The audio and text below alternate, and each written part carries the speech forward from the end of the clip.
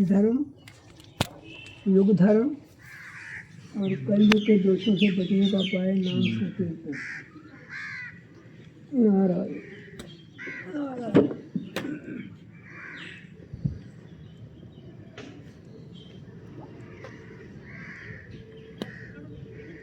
हरि ओम तत्सत। हरि ओम तत्सत। श्री सुखदेव जी कहते हैं, प्रिय परीक्षित, ध्यान से सुनो इसको। जब पृथ्वी देखती है कि राजा लोग मुझ पर विजय प्राप्त करने के लिए उतावले हो रहे हैं, एक दूसरे पर हमला करने में, तब वह हंसने लगती है। क्यों हंसती है? नीचे मिल जाना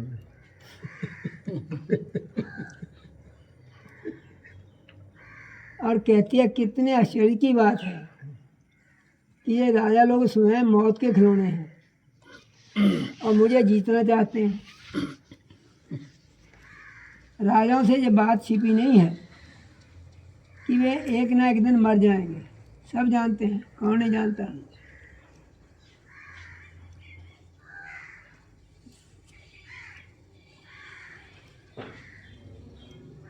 फिर भी वे व्यर्थ में मुझे जीतने की कामना करते हैं। सचमुच इस कामना से अंधे होने के कारण ही वे पानी के बुलबुले के समान क्षण भंगुर शरीर पर विश्वास कर बैठते हैं और धोखा खाते हैं। वे सोचते हैं कि हम पहले मन के सहित अपनी पांचों इंद्रियों पर विजय प्राप्त करेंगे, अपने भीतरी शत्रुओं को वश में करेंगे। भीतरी शत्रु कौन से हैं? हाँ, क्योंकि इनको जीते बिना बाहरी शत्रुओं को जीतना कठिन है। इसके बाद अपने शत्रुओं के मंत्रियों को, अमात्यों को, नागरिकों को, नेताओं को और समस्त सेना को भी वश में कर लेंगे। जो भी हमारे विजय मार्ग में कांटे बोएगा उसे हम अवश्य जीत लेंगे। इस प्रकार धीरे धीरे क्रम से सारी पृथ्वी हमारे अधीन हो जाएगी और फिर तो समुद्र ही हमारे राज्य की खाई का काम करेगा। इस प्रकार वे अपने मन में अनेकों आशाएं बांध लेते हैं। उन्हें इस बात का ये बात बिल्कुल नहीं सूझती कि उनके सिर पर काल सवार है। काल किसे कहते हैं काका? मौत को। हाँ, समय को भी कहते हैं, सवार है। यही नहीं, यही तक नहीं, जब वे एक द्वीप अपने वश में हो जाता है तब वे दूसरे द्वीप पर विजय करने के लिए बड़ी शक्ति और उत्साह के साथ समुद्र यात्रा करते हैं। अपने मन को, इंद्रियों को वश में करके लोग मुक्ति प्राप्त करते हैं, परंतु ये लोग उनको वश में करके भी थोड़ा सा भूभाग ही प्राप्त करते हैं। इतने परिश्रम और आत्म संयम का यह कितना तुच्छ फल है। प्रिय परीक्षित, पृथ्वी कहती है कि बड़े बड़े मनु और उनके वीर पुत्र मुझे ज्यों का त्यों छोड़कर जहाँ से आए थे वहीं खाली हाथ लौट गए, मुझे अपने साथ ना ले जा सके। अब ये मूर्ख राजा मुझे युद्ध में जीतकर वश में करना चाहते हैं। जिनके चित्त में यह बात दृढ़ मूल हो गई है कि यह पृथ्वी मेरी है, उन दुष्टों के राज्य में मेरे लिए पिता पुत्र और भाई भाई भी आपस में लड़ बैठते हैं। वे परस्पर इस प्रकार कहते हैं कि ओ मूढ़, ये सारी पृथ्वी मेरी ही है, तेरी नहीं। इस प्रकार राजा लोग एक दूसरे को कहते सुनते हैं और एक दूसरे से पर्दा करते हैं। मेरे लिए एक दूसरे को मारते हैं और स्वयं मर मिटते हैं। अब आगे सुनो, कौन कौन? राजा पृथु सबसे पहले जो हुआ था, पूर्वा, गादी, नहुष, भरत, सहस्र बाहु अर्जुन, मानधाता, सगर, जैसे 60,000 पुत्र थे।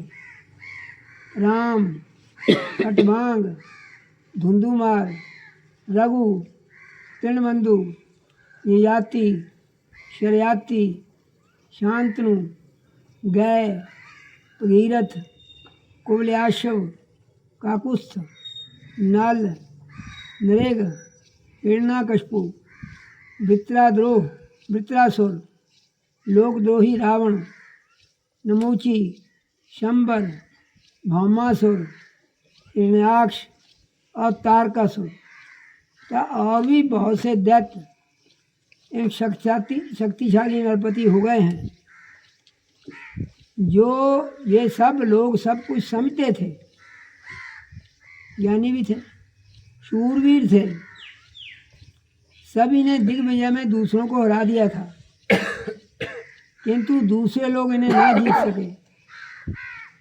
परंतु सब के सब मृत्यु के ग्रास बन गए।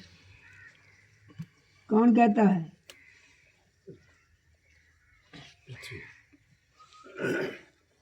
धरती कहती है, पृथ्वी कहती है। सब बन गए। राजन, उन्होंने अपने पूरे अंतःकरण से मुझसे ममता की थी और समझा था कि ये पृथ्वी मेरी है, परंतु विकराल काल ने उनकी लालसा पूरी ना होने दी। अब उनके बल, पौरुष और शील आदि का कुछ भी पता ही नहीं है, केवल उनकी कहानी मात्र शेष रह गई है। प्रिय परीक्षित, संसार में बड़े बड़े प्रतापी और महान पुरुष हुए हैं। वे लोकों में अपने यश का विस्तार करके यहाँ से चल बसे। मैंने तुम्हें ज्ञान और वैराग्य का उपदेश करने के लिए ही उनकी कथा सुनाई है कि वो नहीं रहते, तू नहीं रहते तो क्या हुआ, सुनाई है। ये सब वाणी का विलास मात्र है, इसमें परमार्थिक सत्य कुछ भी नहीं है। भगवान श्री कृष्ण का गुणानुवाद समस्त अमंगलों का नाश करने वाला है। बड़े बड़े महात्मा उसी का गान करते रहते हैं। जो भगवान श्री कृष्ण के चरणों में अन्य प्रेममय भक्ति की लालसा रखता हो, उसे नित्य निरंतर भगवान के दिव्य गुणानुवाद का ही श्रवण करते रहना चाहिए।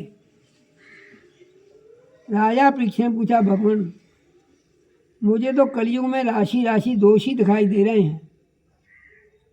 उस समय के लोग किस उपाय से उन दोषों का नाश करेंगे?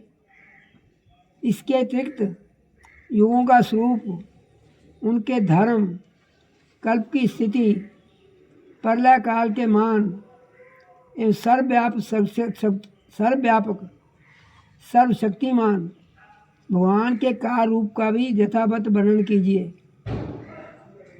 श्री सुखदेव जी कहते हैं, प्रिय परीक्षित, सतयुग में धर्म के 4 चरण होते हैं। वे चरण हैं सत्य, दया, तप और दान। उस समय के लोग पूरी निष्ठा के साथ अपने अपने धर्म का पालन करते हैं। धर्म स्वयं भगवान का स्वरूप है। सतयुग के लोग बड़े संतोषी और दयालु होते हैं। वे सबसे मित्रता का व्यवहार करते हैं और शांत रहते हैं। इंद्रियां और मन उनके वश में रहते हैं और सुख दुख आदि दोनों को वे समान भाव से सहन करते हैं। अधिकांश लोग तो समदर्शी और आत्माराम होते हैं और बाकी लोग शुभ स्थिति के लिए अभ्यास में तत्पर रहते हैं। प्रिय परीक्षित, धर्म के समान अधर्म के भी 4 चरण हैं। असत्य, हिंसा, असंतोष और कलह। त्रेता युग में इनके प्रभाव से धीरे धीरे धर्म के सत्य आदि चरणों का चतुर्थांश 25% क्षीण हो जाता है। राजन, उस समय वर्णों में ब्राह्मणों की प्रधानता छूने रहती है। लोगों में अत्यंत हिंसा और लंपटता का अभाव रहता है।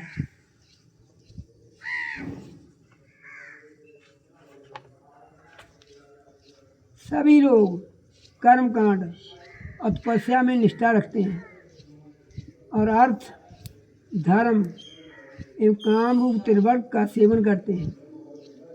अधिकांश लोग कर्म प्रतिपादक वेदों के पारदर्शी विद्वान होते हैं। द्वापर युग में हिंसा, असंतोष, झूठ और द्वेष, अधर्म के इन चरणों की वृद्धि हो जाती है। अब इनके कारण धर्म के चारों चरण तपस्या, सत्य, दया और दान आधे आधे क्षीण हो जाते हैं। उस समय के लोग बड़े यशस्वी, कर्मकांडी और वेदों के अध्ययन अध्यापन में बड़े तत्पर होते हैं। लोगों के कुटुंब बड़े बड़े होते हैं। प्रायः लोग धनाढ्य एवं सुखी होते हैं। उस समय वर्णों में क्षत्रिय और ब्राह्मण 2 वर्णों की प्रधानता रहती है। कलयुग में तो अधर्म के चारों चरण अत्यंत बढ़ जाते हैं। उनके कारण धर्म के चारों चरण क्षीण होने लगते हैं। उनका चतुर्थांश 25% ही बच रहता है। अंत में तो उस चतुर्थांश का भी लोप हो जाता है। आखिर में जागोगी नैना। कलयुग में सभी लोग लोभी, दुराचारी और कठोर हृदय होते हैं। वे झूठ मूठ एक दूसरे से बैर मोल लेते हैं एवं लालसा, तृष्णा की तरंगों में बहते रहते हैं। उस समय के भागे लोगों में शूद्र, केवट आदि की प्रधानता रहती है। सभी प्राणियों में 3 गुण होते हैं, सत्य, रज और तम। काल की प्रेरणा से समय समय पर शरीर, प्राण और मन में उनका ह्रास और विकास भी हुआ करता है।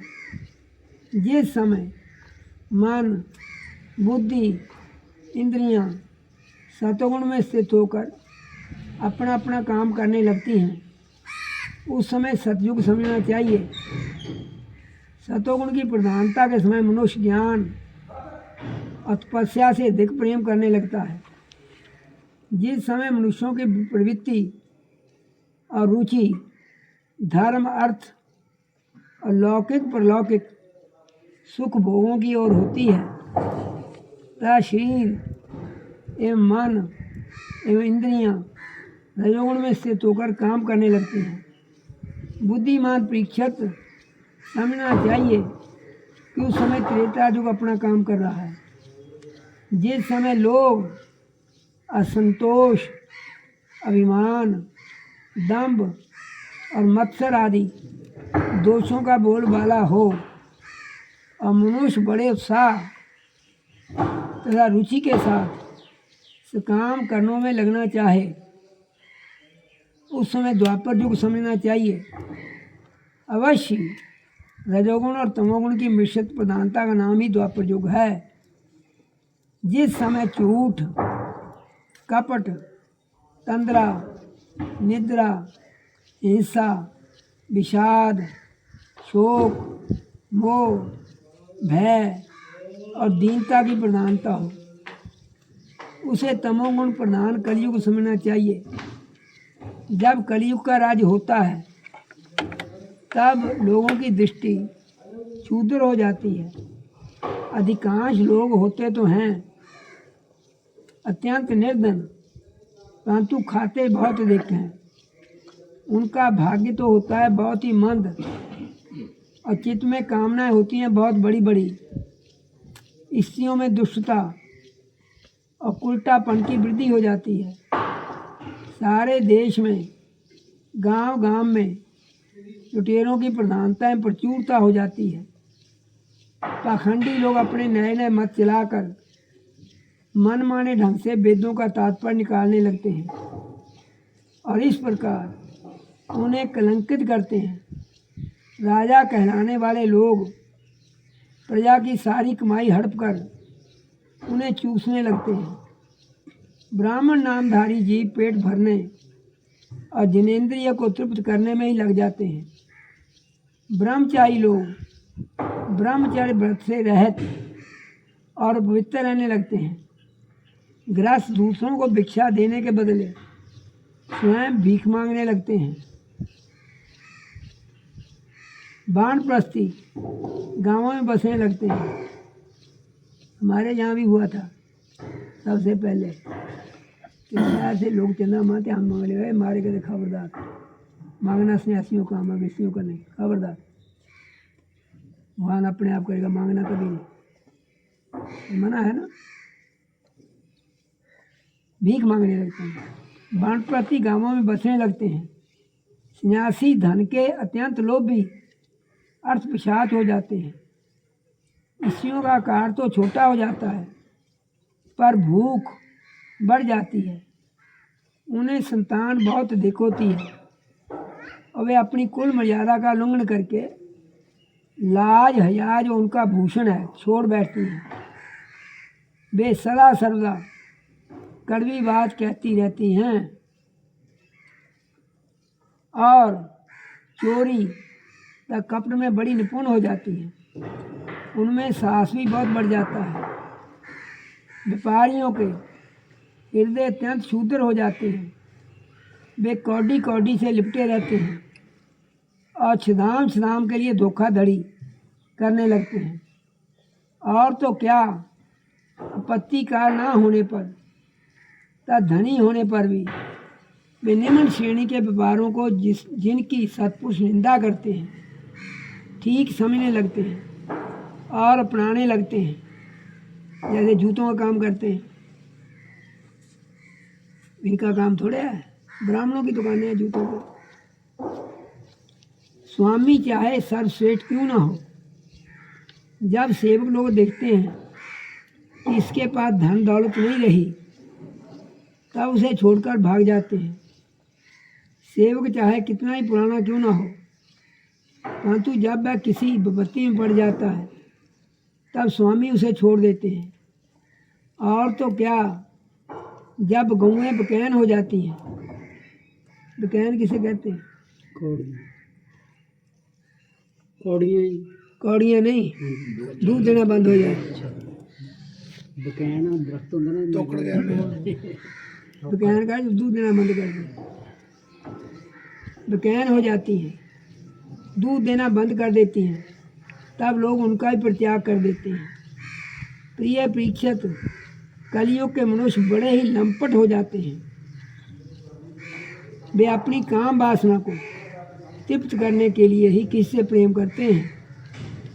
वे विषय वासना के वशीभूत होकर इतने दीन हो जाते हैं कि माता पिता भाई बंधु और मित्रों को भी छोड़कर केवल अपनी साली और सालों से सलाह लेने लगते हैं।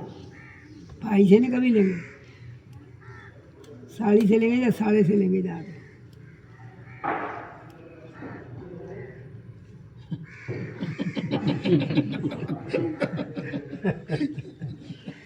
शूद्र तपस्वियों का भेष बनाकर अपना पेट भरते हैं और दान लेने लगते हैं। जिन्हें धर्म का रत्ती भर भी ज्ञान नहीं है, वे ऊंचे सिंहासन पर विराजमान होकर धर्म का उपदेश करने लगते हैं। प्रिय परीक्षित, कलयुग की प्रजा सूखा पड़ने के कारण अत्यंत भयभीत और आतुर हो जाती है। एक तो दुर्भिक्ष और दूसरे शासकों की कर वृद्धि। प्रजा के शरीर में केवल 80 पंजर और मन में केवल देह शेष रह जाता है। प्राण रक्षा के लिए रोटी का टुकड़ा मिलना भी कठिन हो जाता है। कलयुग में प्रजा शीत ढकने के लिए बस्तर और पेट की ज्वाला शांत करने के लिए रोटी, पानी के लिए पीने के लिए पानी और सोने के लिए 2 हाथ जमीन से वंचित हो जाती है। उसे दाम्पत्य जीवन, स्नान और भूषण पहनने तक की सुविधा नहीं रहती। अब भूषण पहन के निकलो तो बाहर।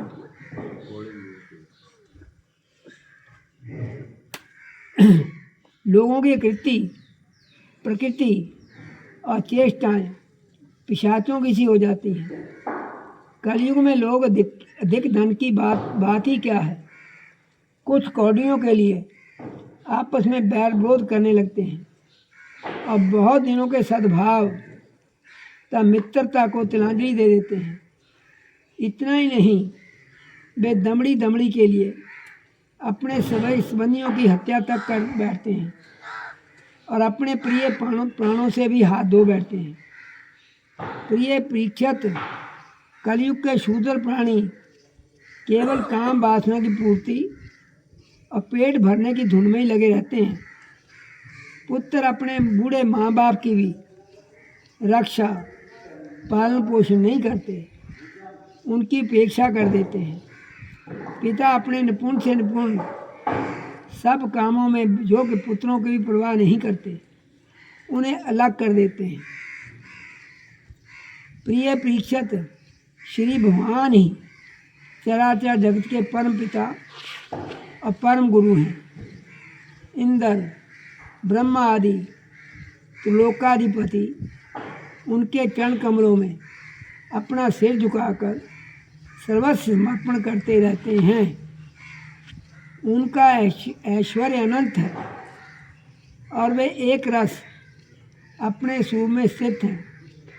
परंतु कलियुग में लोगों में इतनी मूर्खता फैल जाती है, पाखंडियों के कारण लोगों का चित्त इतना भटक जाता है कि प्राय लोग अपने कर्म और भावनाओं के द्वारा भगवान की पूजा से ही विमुख हो जाते हैं। मनुष्य मरने के समय, आतुरता की स्थिति में अथवा गिरते समय या फिसलते समय विवश होकर भी यदि भगवान के किसी एक नाम का उच्चारण कर ले तो उसके सारे कर्म बंधन छिन्न भिन्न हो जाते हैं।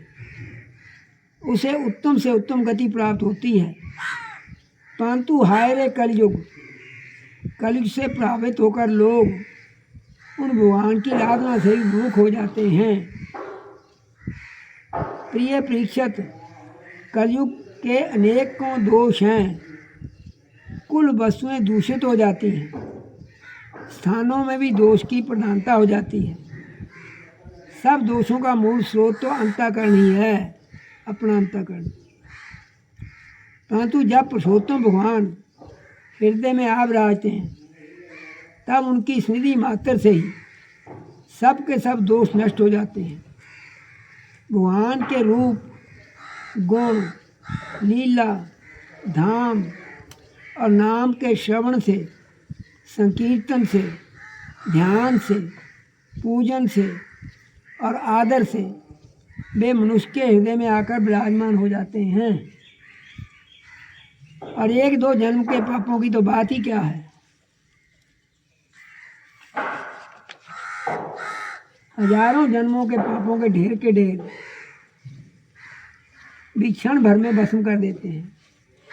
जैसे सोने के साथ संयुक्त होकर अग्नि उसके धातु संबंधी मलिनता आदि दोषों को नष्ट कर देती है, वैसे ही साधकों के हृदय में स्थित होकर भगवान विष्णु उनके शुभ संस्कारों को सदा के लिए मिटा देते हैं।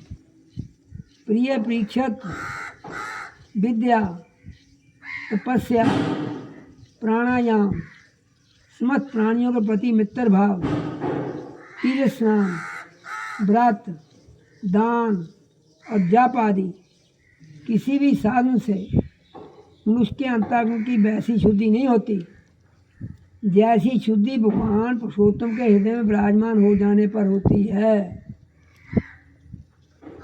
प्रिय परीक्षित, अब तुम्हारी मृत्यु का समय निकट आ गया है। अब सावधान हो जाओ। पूरी शक्ति से और अंतःकरण की सारी वृत्तियों से भगवान श्री कृष्ण को अपने हृदय सिंहासन पर बैठा लो। ऐसा करने से अवश्य तुम्हें परम गति की प्राप्ति होगी। जो लोग मृत्यु के निकट पहुंच रहे हैं, उन्हें सब प्रकार से परम ऐश्वर्यशाली भगवान का ही ध्यान करना चाहिए। प्यारे परीक्षित, सबके परमाशय और सर्वात्मा भगवान अपना ध्यान करने वालों को अपने स्वरूप में लीन कर लेते हैं, उन्हें अपना स्वरूप बना लेते हैं। प्रिय परीक्षित, जो तो कलयुग दोषों का खजाना है, परंतु इसमें एक बहुत बड़ा गुण है।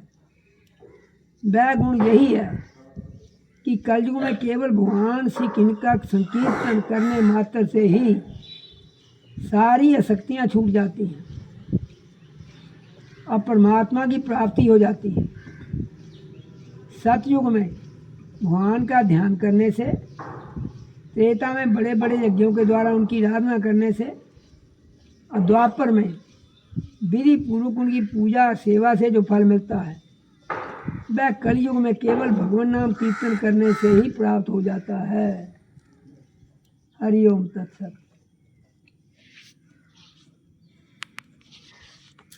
अब आपको चर्चा करनी तो करो।